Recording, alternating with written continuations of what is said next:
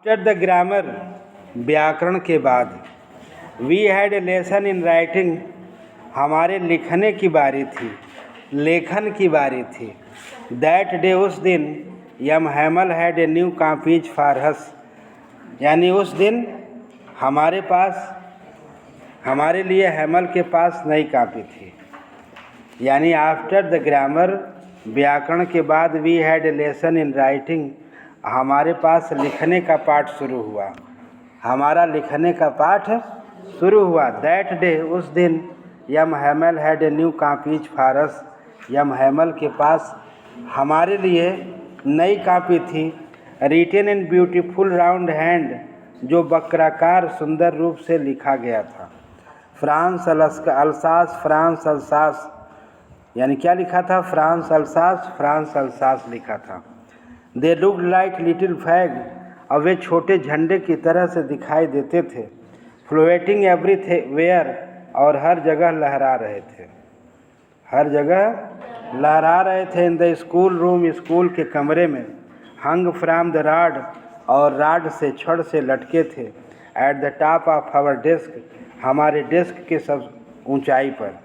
You are to have seen, तुम देख सकते हो।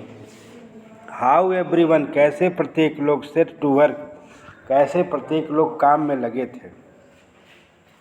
And how quite it was, और कितनी शांति थी। द ओनली साउंड, केवल एक ही आवाज़ थी। The scratching of the pens, pen के स्क्रैच करने की आवाज़ थी। ओवर द पेपर, कागज़ के ऊपर से केवल पेन के स्क्रैचिंग करने की आवाज़ थी, खुरचने की आवाज़ थी। वंस सम बीटल्स, और एक कहीं से कुछ बीटल्स यानी भंवरा, फ्लू इन, अंदर आ गया। But nobody paid any attention, लेकिन किसी व्यक्ति ने ध्यान नहीं दिया। टू देम, माने उन पर। नॉट इवन लिटलेस्ट वंस, और यहाँ तक कि छोटे बच्चों ने भी ध्यान नहीं दिया। Who work right on tracing their fish hooks, जो लिख रहे थे, बना रहे थे ट्रेसिंग पेपर, अपने मछली के हुक को बना रहे थे। As it was that was French, जैसे कि यह फ्रांसीसी भाषा हो। On the roof of pigeons, और छतों पर जो कबूतर थे, कूड वेरी लो, कुहुक रहे थे बहुत धीमी आवाज़ में। And I thought to myself, और मैंने स्वयं अपने आप सोचा। Will they make them sing, क्या उन्हें भी वे गाना सिखाएंगे जर्मन, क्या उन्हें भी जर्मन में गाना कहेंगे। इवन पिगन्स, कबूतरों को भी जर्मन में कुहुकना सिखाएंगे। व्हेन एवर, जब कभी, I looked up from my writing, और जब कभी मैं लिखने से ऊपर देखता था, जब कभी भी मैं लिखते समय ऊपर देखता था। I saw Hamel sitting motionless in his chair, कि श्रीमान हैमल जो थे वो अपने कुर्सी पर निश्चल पड़े थे, यानी बिना हिले डुले अपनी कुर्सी पर बैठे थे। And gazing first at things, और प्रत्येक चीज़ों को घूर रहे थे। दैन एट अनदर, तब दूसरी चीज़ों को घूरते थे। As if he wanted to fix in his mind, जैसे कि वह अपने मस्तिष्क में प्रत्येक चीज़ों को क्या करना चाहते थे? स्थिर कर देना चाहते थे। जस्ट हाउ एवरीथिंग, जैसे कि प्रत्येक चीज़ें लुक्ड इन, दिखाई देती थी। दैट लिटिल स्कूल रूम, छोटे से स्कूल के कमरे में। फैंसी, सोचने की बात है, या ज़रा सोचो। For 40 years he had been there in the same place, 40 वर्षों से वह एक ही स्थान पर रहे। विथ हिज गार्डन, अपने बागीचे में। आउटसाइड द विंडो, खिड़की के बाहर। And his class in front of him, और अपनी कक्षा में और उसके सामने। जस्ट लाइक दैट, ठीक उसी तरह से। ओनली द डेस्क, केवल डेस्क। एंड ब्रेंचेज, और केवल bench. Had been worn smooth, केवल डेस्क और बेंच ही चिकने हो गए थे। The walnut trees in garden were tallest, यानी अखरोट का पेड़ ही केवल बागीचे में लंबा हो गया था। एंड द होपवाइन, और होपवाइन जो लता थी, दैट ही हैड प्लांटेड, जिसे वह लगा चुके थे, हिमसेल्फ स्वयं।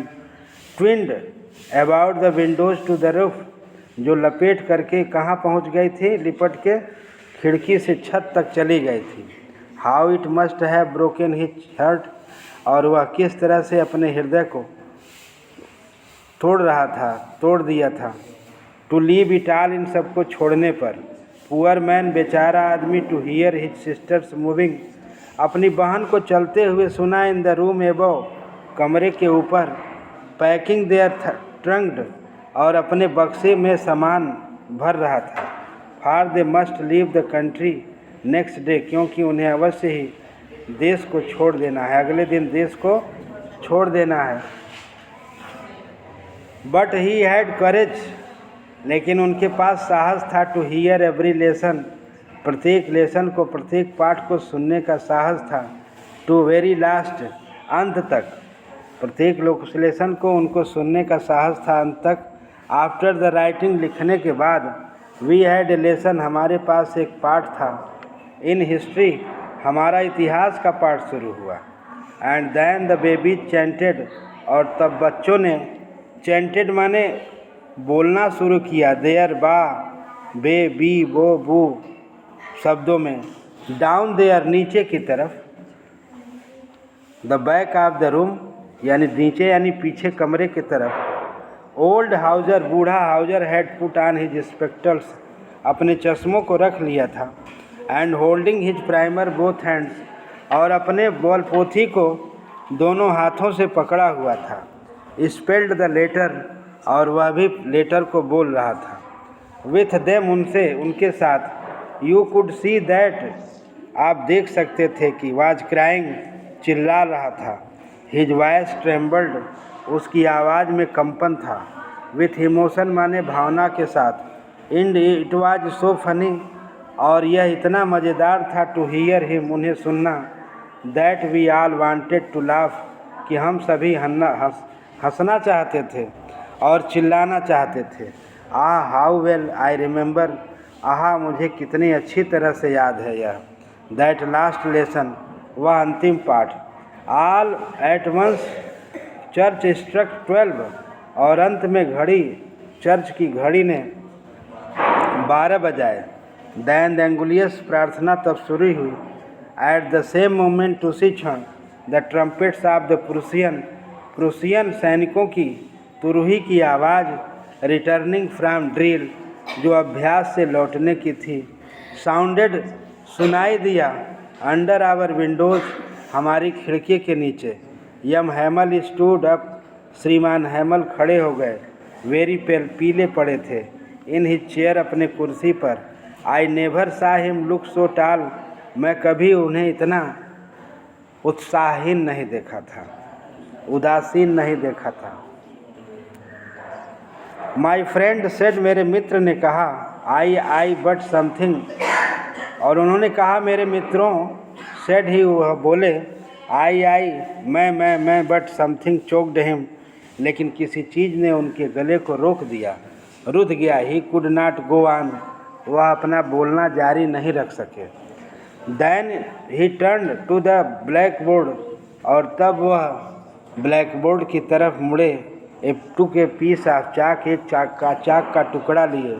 M bearing on with his my all might, और अपनी संपूर्ण शक्ति से। ही रोट, उन्होंने लिखा। एज लार्ज एज, इतना लंबा लिखा। एज ही कुड, जितना कि वह लिख सकते थे। वीवे ला फ्रांस, फ्रांस जिंदाबाद। Then he stopped and leaned his head, तब वह रुक गए और अपने सर को झुका लिए। अगेंस्ट द वॉल, माने दीवार पर। एंड विदाउट ए वर्ड, बिना कोई एक शब्द कहे। ही मेड ए गेस्चर्स, उन्होंने इशारा किया। टू अस, हमें। विथ हिज हैंड्स, अपने हाथों से उन्होंने मुझे इशारा किया। और क्या कहा? स्कूल इज डिसमिस्ड, स्कूल की छुट्टी हो गई है। यू मे गो, तुम जा सकते हो।